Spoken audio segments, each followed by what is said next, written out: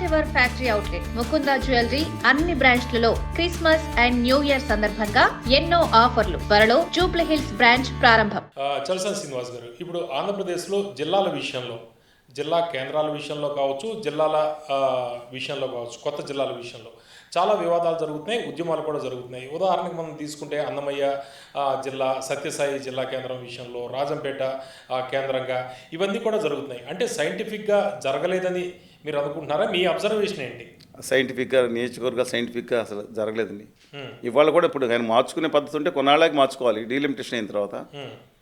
ఇవాళ విచిత్రంగా అది జగన్మోహన్ రెడ్డి గారు జిల్లాలు ఏర్పాటు చేసిన దేనికోసం, ఒకటి మంచి ఉద్దేశం ఏంటంటే మిడిల్ కళాశాలలో జిల్లాలు అయితే కొత్త జిల్లాలు పెట్టాలని. కానీ వాస్తవికతను పరిగణలోకి తీసుకోలేదు. ఎందుకంటే విజయవాడ పక్కన ఆనుకున్న సబర్బన్లో ఉన్న ఆనుకుని తీసుకెళ్ళి బందర్ సీటుకి కలపడం, ఎందుకంటే బందర్ జిల్లాకి కలపడం, అంటే కృష్ణా జిల్లా కలపడం. ఎందుకని పార్లమెంట్ కాన్స్టిట్యున్సీని దాదాపుగా జిల్లాగా ప్రకటించారు, 2-3 మినహాయించి. అంటే పార్లమెంట్ కాన్స్టిట్యున్సీ బేసిక్ తీసుకుని, ఎప్పుడు ఇది నా చిన్నప్పుడు బేస్ అయిన పార్లమెంట్ కాన్స్టిట్యున్సీ అండి.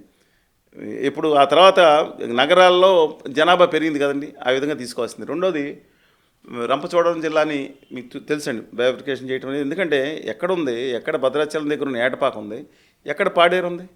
డిఫరెంట్గా ఒక మంచి కాన్సెప్ట్. ఆ విషయంలో గిరిజనుల విషయంలో న్యాయం చేయడం విషయంలో 3 జిల్లాలు కాదు, మద్యం, అల్లూరి సీతారామరాజు, రంపచోడవరం జిల్లాలు రావడం అనేది మనం అభినందించాల్సిందే. No second thought in that. జిల్లా కేంద్రాల విషయంలో కూడా absolutely nothing wrong in that. ఇక మీరు కమింగ్ బ్యాక్ టు రాజంపేట, ఇవాళ మంత్రి రాంప్రసాద్ రెడ్డి గారు కళ్ళం నీళ్ళు పెట్టుకున్నారు. కానీ నేను మళ్ళా చెప్తున్నానండి, మదనపల్లి నా వ్యక్తిగత అభిప్రాయం, నేను బాగా తిరిగాను, అంటే రాష్ట్రంలో బాగా తిరిగాను. అన్ని ప్రాంతాల్లో 294 కాన్స్టిట్యున్సీస్లో ఉమ్మడి ఆంధ్రప్రదేశ్లో దాదాపుగా చాలా తిరిగాను. కాబట్టి ఇవాళ మదనపల్లిలో నేను ఉన్నప్పుడు హార్సిలీస్ అని ఉందండి, మీరు గమనించి వెళ్ళండి ఎప్పుడన్నా. మనలాంటి అద్భుతమైన ప్రదేశాలను కాదనుకుని ఆడికి ప్రదేశం అంతా తిరుగుతాం మనం. అంటే దాంట్లో సదుపాయాలు కల్పించమని రేపు ప్రభుత్వాన్ని అడగాలి. ఆ కొండ మీద చాలా అద్భుతంగా ఉంటుందండి అసలు. అక్కడ ఆ కిందకి దిగితే గ్రీనరీ తగ్గిపోతుంది. ఎందుకంటే తంబళ్ళపల్లి కాన్స్టిట్యున్సీ ఉంది, అక్కడి నుంచి ముందుకెళ్తే కదిరి ఉంది, మిగతా ప్రాంతాల్లో చాలా అసలు మొక్కలు లేవు. నేను అక్కడ మా ఎమ్మెల్యే గారు ఉంటే చెట్లు వేయించాలి, జడ్పీ కొండలను కూడా చేయించాలి అని ప్రయత్నం, నేను రమణారెడ్డి గారిని దివంగతరు నేను కలిసి ప్రయత్నించాం. మదనపల్లి ఇంటలెక్చువల్స్ అని మనం పెడతాం జరిగింది. మదనపల్లి అద్భుతమైన ప్రదేశం. శానిటోరియంస్ అనేది ఈ దేశంలో ఒక్కోసారి సెంటర్ అనుకోండి, మిగతా 90% శానిటోరియంస్ అద్భుతమైన వాతావరణం దగ్గర ప్రదేశాల్లో పెట్టేవారు. మదనపల్లిలో జిడ్డు కృష్ణమూర్తి గారి ఋషి వ్యాలీ స్కూల్ కూడా ఉంది, చూశారు మీరు. అని బిసెంట్ గారి శిష్యులు మీరు గమనించారు. అలాగే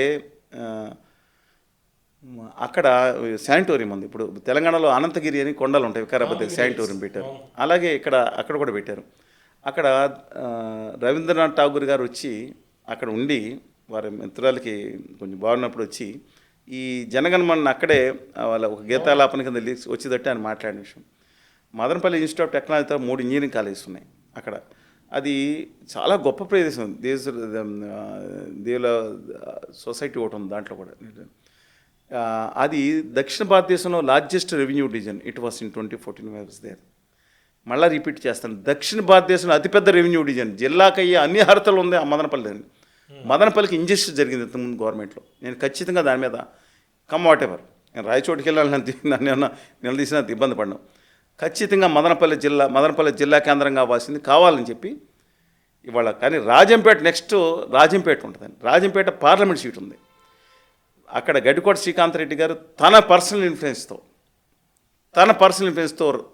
మీరు ఎక్కడో జియోగ్రఫీ కూడా చూడండి, తీసుకొచ్చి దాన్ని రాయచోటికి చేపించుకున్నారు. ఒక మూల ఉండేది అందువల్ల. కానీ ఇవాళ ఏమవుతుంది, 2 విషయాలు తప్పండి. చంద్రబాబు నాయుడు గారు మాట్లాడే తమ్ముళ్ళు రాయచోటి నేను మార్చనని చెప్పి ఆయన ఎన్నికల ప్రసంగం చేసింది. వివరణ రాసింది వారు. రాంప్రసాద్ రెడ్డి గారు బేసికలీ గుడ్ పర్సన్, మీసం తీయించుకుంటానని ఛాలెంజ్ చేశారు. మేము సగం మీసం తీయించుకుంటే మీరు చూడలేమండి, సగం చెప్తున్నాను, ఇబ్బందికరం. ఇవాళ బాధపడి నిజంగానే ఆయన చరిత్రలో జిల్లా కేంద్రం పోగొట్టాడని జీవితాంతం ఆయన ఎంటాడుతుంది. కాబట్టి వచ్చే ఎన్నికల్లో నెగ్గే ప్రసక్తి కూడా లేదండి ఈ విధంగా ఉంటే. ఎక్స్పెక్ట్ రాయచోటి వరకు 99% ఎమోషనల్ ఇష్యూస్ అండి. ఇవాళ చంద్రబాబు నాయుడు గారు కూడా మార్చలేని విషయం తెలుసా. జిల్లా కేంద్రం ఒకసారి పెట్టిందో తీయమనంటే కేసీఆర్ గారు ఏమన్నారు, ఒక జిల్లా ఇప్పుడు ఒకళ్ళు లేనంత వరకు పర్వాలేదు, ఒక హక్కు కల్పించిన తర్వాత అది పోగొడతామంటే అన్న ముందు తెలంగాణ ఉద్యమం బిర్యానీ పెట్టి లాగేశారంటారు కదా, అలా కాకుండా అది ఒక హక్కు కింద ఉన్నది దాన్ని వాళ్ళు. అంటే రేపు ఎన్నికల్లో కూడా దీని ప్రభావం చాలా తీవ్రంగా ఉంటుంది. రాయి చోటి వరకు బేకరంగా ఉంటుంది, ఇంకో 2 సార్లు మళ్ళీ ఆయనే వస్తాడు. ఎవరు పాత శ్రీకాంత్ రెడ్డి గారు వచ్చేటట్టు కనపడుతున్నారు ఇవాళ. అందుకని ఏం చేయాలి, గవర్నమెంట్ కాంపన్సేట్ చేయాలి. ఇవాళ రాజంపేటకు నిజంగా ఇంజస్టిస్ జరిగింది. రాజంపేట నెల్లూరు మనం చూసాం. ఆ రాయి చోటుకి ఇలా ఉండపోయింది కాబట్టి, అన్యాయం జరిగింది కాబట్టి, ఆ రోజు హామీ ఇచ్చారు కాబట్టి ఖచ్చితంగా జిల్లా కేంద్రం మదనపల్లి పెట్టినా సరే ఉపాధి కేంద్రం పెట్టుకుని అక్కడ యువతకు లాభం చేస్తున్నట్టు చేస్తేనే న్యాయం చేసినట్టు, లేకపోతే రాయచోటికి అన్యాయం చేసినట్టు. Number of issues. రెండోదండి, అసలు జిల్లా కేంద్రాలు ఇవాళ మీ పేరు రావాల్సింది అని పెట్టుకుంటున్నారు. ఇవాళ రేపు పొద్దున డీలిమిటేషన్ అవుతుంది, లేదంటే జిల్లాలు అసలు ఉన్న జిల్లా ప్రాతిపదికలు ఏంటండి? వాళ్ళకి పార్లమెంట్ కాన్స్టిట్యూన్సీ ఎందుకు పెట్టాలి జిల్లాల కేంద్రంగా? భౌగోళిక పరిస్థితుల్ని, చారిత్రక అంశాలు కూడా తీసుకోండి. అప్సైడ్ అర్థం.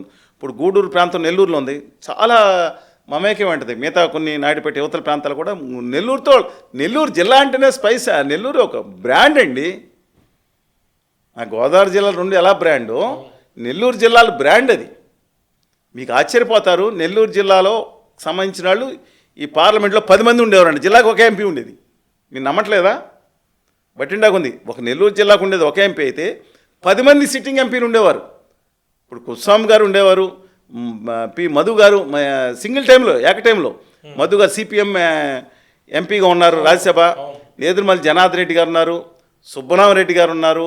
ఎంపీల కింద నెగ్గినాళ్ళు. మేకపాటి రాజమోహన్ రెడ్డి గారు నెల్లూరు అండి, ఆయన నరసరావుపేట ఒకళ్ళు. అలాగే జగడపాటి రాజగోపాల్ గారు ఉన్నారు, లగడపాటి గోపాల్ గారు నెల్లూరు, ఆయన కలువై దగ్గర మండలం, విజయవాడ ఎంపీగా ఉన్నారు. ఇక చింతామోహన్ గారు ఉన్నారు, నెల్లూరు అండి, తిరుపతి ఎంపీగా ఉన్నారు. పనబాక లక్ష్మి గారు ఉన్నారు, మాగుంటి శ్రీనివాసరెడ్డి గారు ఉన్నారు. వరుసగా చెప్పుకుంటూ పోతే మీరు విశాఖపట్నం సుబ్బారెడ్డి గారి దగ్గర మొత్తం అందరూ 10 మంది సిట్టింగ్ ఎంపీలు ఉన్నారు. వెంకయ్యనాయుడు గారు ఒక్క జిల్లాకి ఉమ్మడి జిల్లా వెంకయ్యనాయుడు గారు మన కర్ణాటక నుంచి ఎంపీగా ఉన్నారు. 10 మంది సిట్టింగ్ ఎంపీలు పార్లమెంట్ ఉండేవారు ఒక జిల్లా నుంచి. అది బ్రాండ్ అనమాట.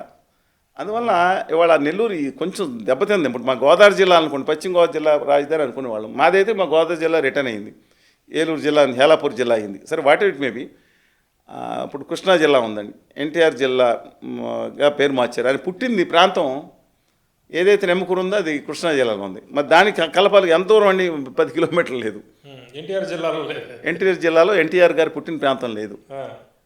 ఫ్యాక్ట్ అండి అది. అందువలన ఒక చారిత్రాత్మకంగా బాలాజీ జిల్లా మార్చాలి, పేరు మార్చాలి. బాలాజీ మనకంటే సంబంధం అండి.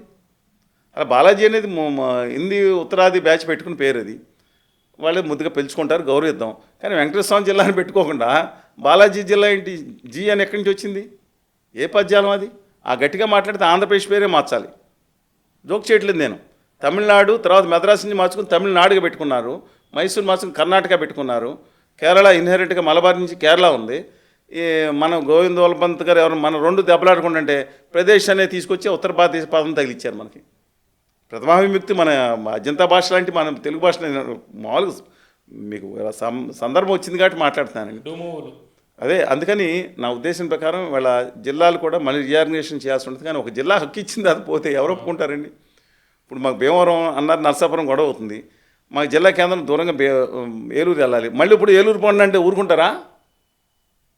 ఒకసారి హక్కిచ్చిగా చాలా జిల్లాల బైఫర్కేషన్ అప్పుడు చాలా కేర్ఫుల్గా చేయాలి. ఒక రాష్ట్రం ఏర్పరిచిన తర్వాత మళ్ళీ రాష్ట్రాన్ని మళ్ళీ మీకు రాష్ట్ర రాజధాని తీసేయాలని ఒప్పుకుంటారా? చాలా ఎమోషనల్ ఇష్యూస్ అవుతాయండి, ఆర్థిక పరంగా, సాంస్కృతిక పరంగా, భావోద్వేగ పరంగా. రేపు రాజకీయంగా కూడా మీరు అన్నట్టు రైట్లీ సెడ్, రాజకీయ ఒకసారి ఇచ్చి తీసేస్తే మాత్రం రాజకీయంగా దెబ్బతవుతుంది. బట్ మదనపల్లి కూడా నెగ్గుతున్న, దట్ ఈస్ డిఫరెంట్ ఇష్యూ అండి. అక్కడ స్థానిక పరిస్థితులు కూడా కలిసి ఉంటాయి. అయితే రానున్న రోజుల్లో చంద్రబాబు గారు ఎటువంటి నిర్ణయాలు తీసుకుంటారు? అది రానున్న రోజుల్లో నా ఉద్దేశం ఏంటంటే ఇంకా ప్రాగ్మాటిక్గా ధైర్యవంతంగా నిర్ణయం తీసుకోవాలి. జగన్మోహన్ రెడ్డి కొన్ని విషయాలు అడ్డంగా వెళ్ళిపోతారు. నేను అటు ఇటు ఓన్లీ కాన్సెప్ట్ విషయంలో నేను తడబడ్డారు. ఈ paid heavy price for that. చాలా హెవీ ప్రైస్ పే చేశారు దానికి కోనసీమలో. ఎందుకంటే చరిత్రలో ఎందుకంటే మా ఊళ్ళో అండి అక్కడ ఒక కమ్యూనిటీ ఉంది. ఆ కమ్యూనిటీని ఇంకో కమ్యూనిటీ మీద 7 చనిపోయారు. వాళ్ళు మా గోదావరి గట్టి దాటి మా పాలకొల్లు వచ్చి దాక్కునేవాళ్ళు చాలామంది. ఈ ఫ్యూడ్ ఎలా వెళ్ళిపోయిందంటే ఒక భయంకరమైన కక్ష అయిపోయింది కమ్యూనిటీగా. ఇంకొక కమ్యూనిటీ, దళిత వర్గాల కమ్యూనిటీ, అంటే వాళ్ళు అనుకున్నది ఒకటి, అక్కడ జరిగింది ఒకటి. చివరికి ముగ్గురు కమ్యూనిటీస్ కలిపి దాదాపుగా మీరు నమ్మలే 70-75% కేవలం 3 కమ్యూనిటీస్ ఉంటాయి అక్కడ. కోనసీమ డిఫరెంట్ సిచ్యువేషన్, అక్కడ ఉన్న వాళ్ళకి అర్థమవుతుంది అది. అంబేద్కర్ కోనసీమ జిల్లా అదే అందుకని మా గట్టి దాటితే అదే కదండి. మేము అన్నపరమైన వెళ్ళాలనుకోండి గట్టి దాటాలి మేము. మా పాలకొండ నర్సాపురం నుంచి దొడ్డిపట్ల నుంచి గట్టి దాటి పడవేసుకుని వెళ్తాం. పడవల్లో ఉండేది మాకు అనుబంధం ఎక్కువ ఉండేది కదండి మా జిల్లాలో. గట్టి అవతల మాకు అంతే కదా. బట్ ఎనీవే దాంట్లో తప్పు. ఇప్పుడు కోనసీమ జిల్లాని మళ్ళీ మార్చగలుగుతారా? పేరు పెట్టండి డిజర్వ్డ్ అండి కాదండి, అదొక ఇబ్బంది. అందువల్ల జిల్లాలు ఎమోషన్స్తో ప్లే చేయటం అనేది చాలా ప్రమాదకరం. బూమ్రాంగ్ అవుతుంది అది, డెఫినెట్గా బూమ్రాంగ్ అవుతుంది. ఒకటికి మూడు సార్లు ఆలోచించుకోవాలి. మై హంబుల్ రిక్వెస్ట్ ఏంటంటే ఈసారి ఇంకోసారి ఉంది కానీ ఈ డీలిమిటేషన్ అయిన తర్వాత కూడా జిల్లా కేంద్రాలను మార్చకుండా దాని చుట్టుపక్కల అంటే కొత్త జిల్లాలు కేసీఆర్ గారు ఏం చేశారు? 26 27 8. ఎందుకంటే ఆయనకి చంద్రబాబు నాయుడు గారితో మంత్రిగా కూర్చున్నారు. రాష్ట్రం ఏర్పరిచిన తర్వాత సేమ్ ప్రాబ్లం అండి అక్కడ. రాష్ట్రం ఏర్పడిన తర్వాత 9 మంది 10 మంది కలెక్టర్లు ఉంటారు. ఆయన కనపట్లేదు 5 అందరూ ఉండాలి. కలెక్టర్ కాన్ఫరెన్స్ అంటే కూడా కొత్త జిల్లా పేరు కన్నా ఉమ్మడి జిల్లా అంటున్నారు. అది కాదండి 35 లక్షల జనాభా ఏంటి, 50 లక్షల జనాభా ఏంటి జిల్లాకి? ఎంత దాంతో పోల్చుకుంటే ఆంధ్రప్రదేశ్లో జిల్లా విభజన కొంతవరకు కాన్స్టిట్యున్సీ శాస్త్రీయ పరంగా, ఎందుకంటే గిరిజన జిల్లాల పాపులేషన్ తక్కువ ఉంది, మనం తప్పదండి. మన ఈ సమాజంలో మనం గౌరవించుకోవాల్సింది ఈ సంస్కృతి బతికేది, మన కల్మషం లేని బతుకులు బతికేది 99% మన గిరిజన. అందుకే నేను హెల్త్ క్యాంపులు ఎక్కడ పెడతా. మీరు చెప్పిన శ్రీకాకుళం వెళ్ళినా, పెదబయలు వెళ్ళినా, అరకు వెళ్ళినా, పాడేరు వెళ్ళినా, ఏటపాకి వెళ్ళినా, రంపచోడ ఎక్కడికి వెళ్ళినా అన్ని చోటకి హెల్త్ క్యాంపులు ఎక్కడ పెట్టాను నేను. అందువల్ల వాళ్ళకి మాత్రం ఎగ్జామ్షన్ ఇవ్వాలి, మిగతాది మాత్రం మనం చూడాలి. కానీ ఇది కూడా సరికాదండి. రేపు పొద్దున్న డీలిమిటేషన్ అయిన తర్వాత వచ్చిన తర్వాత ఇంకా జిల్లాలు పెరుగుతాయి అన్నమాట. ఎందుకంటే ఉన్న జిల్లాకి రాజధాని తీయలేరు. ఇప్పుడు తీసారంటే రాయచోటి మీద ఎంత ఉందండి, కానీ ఒక కార్నర్లో ఉంది కాబట్టి అది ఒక సోలాస్ కింద ఉంది. బట్ ఆ ప్రాంతానికి కూడా న్యాయం చేయాల్సిన అవసరం ఉందని మా భావన.